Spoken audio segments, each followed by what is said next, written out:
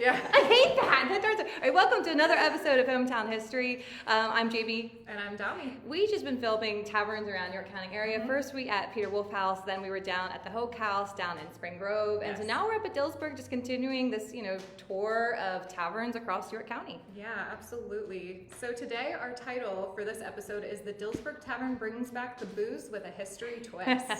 So this space is particularly interesting because it is historic from the 1800s, the distillery, but then also they're going to be reopening in April with a brand new distillery for you guys to come and check out how they would have done historically. So we thought we would give you a history rundown and then do a mini promotion because we would love for you to come out and celebrate local history because this is a cool spot. This is a very cool And you've spot. been here before too. I have, I've been here. So if you get the opportunity to come here on First Fridays, please do. This Friday too, right? It's this Friday. Yeah, February.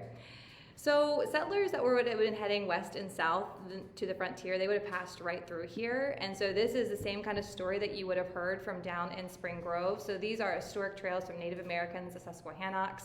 Today, this would have been along Route 74 and 15, and so these paths would have been traveled for the past, hundreds and hundreds of years. Yeah, absolutely. And there's a notch in the mountain at Dillsburg that has aided travelers for centuries when they were heading west and south on the frontier. And they stopped into the tavern for meals and whiskey, and that's the star of our show today. And the original owner was Matthew Dill, and it situated this tavern along two main paths and wisely created a way station. Yeah. Matthew Dill, he was Scots-Irish immigrant, and he came here in 1742, the origins of York County. He wanted to start a new life for his family, and so he built a tavern here. Yeah. Later generations of Dills, they continued to improve the land, and then in 1794, that was an important year, Matthew's grandson, John Dill, he was the one who built the stone structure. Not the one that we're in right now. We're actually in the distillery, but the tavern that you see when you go across the road. So additions were later added by the future owners to make the building even bigger. Oh yeah, and I want to show people there. They were telling me how it's the building on the right is the original. Yes. And then do you see that distinct line in the center? You can, yes. And when you're on the back side of the building, you can definitely see it even more. So if you get a chance to come through that gate in the front and walk around to the back side of the building, you're going to see the Eichelbergers and how they... During open hours, right, guys? Please don't trespass only during open hours. on the Dill's Tavern. So Leonard Eichelberger bought the property from Dill in 1800, and he put on the largest addition, and the Eichelberger family doubled the size of the building with that addition, partly to make space as a residence for their family. Yeah. So they lived where they worked. They did. Good or bad. That's difficult. I think after COVID, a lot of people were working from home, but you kind of do go stir crazy, but maybe things were a little different in colonial times, and they weren't as... upset to be stuck inside all day in their house and their business. Yeah. So as we mentioned in the Hoke House episode, taverns were really this epicenter of social life. Imagine a world with no Facebook, no internet, no shopping centers, no grocery stores, no gyms, you get the idea, right? There were very many people where they would have talked. So people would have gone into churches and they would have gone to taverns to get their information. And here is a picture of the Hoke House as a comparison to the Dill's Tavern. These photos are from the early 1900s to kind of give you a comparison. And because the social life was so different, laborers would have dined next to politicians, who dined next to tanners, and women were involved too. In early America at the beginning of the 1800s, wives commonly partnered with their husband in operating dinner rooms, taverns, and inns, and they even carried on along like we saw with Sarah Wilson at the Hoke House. So women were less welcome in the late 1800s. In the Victorian era, that was a more buttoned up century. Which is kind of interesting. It is. You think of progress and equality as just this linear line, but it wasn't. Really there was bumps in the ups road. And downs. Women were more empowered before the late 1800s. Yeah, absolutely.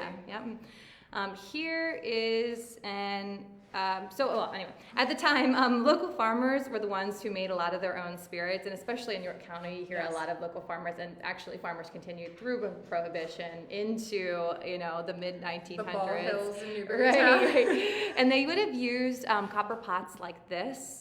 And so around the turn of the 19th century, business people saw the economic benefit of selling their surplus. So personal distilleries are going to be accompanied by larger, more commercial ones, and the Eichelberger Distillery is one of those. So take a look at this table. This is in the Journal of the History Center that they publish every year, and in it you can see the top industries in manufacturing in 1810 in York County. Look at the very top.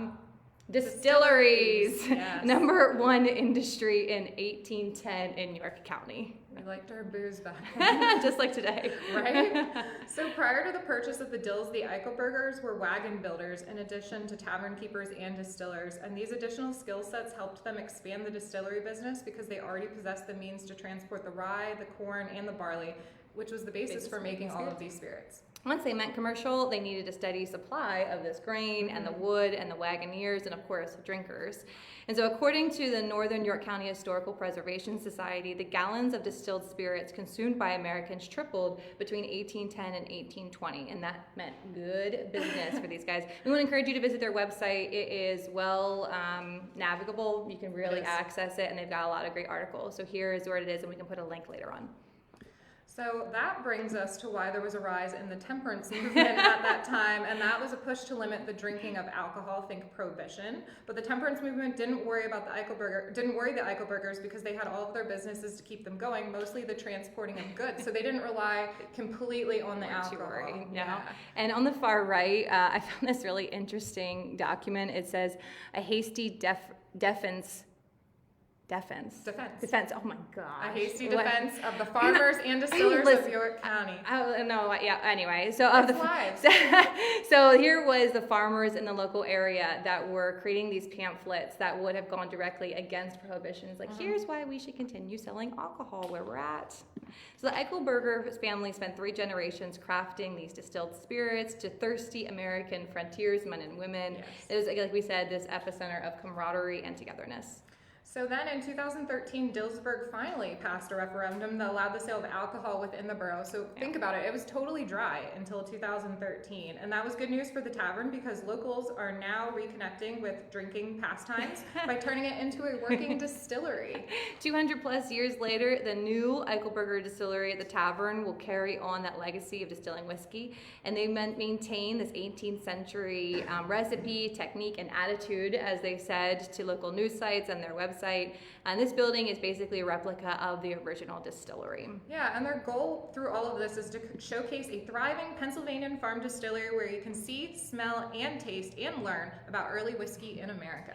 We want you to take away from this episode that we have a really interesting history in York County, but people aren't going to be interested in it unless we can find a creative way to attract people to want to go and visit a site. Absolutely. The Dillsburg Tavern and the Eichelberger Distillery is one of those places. They are creative and they're historically accurate. Now, when you come here, you might see that there are some fire extinguishers and there are some blast-proof lights. And yes, they're not historical, but we do want our distillers, like Sam here in the background, we want him to be safe.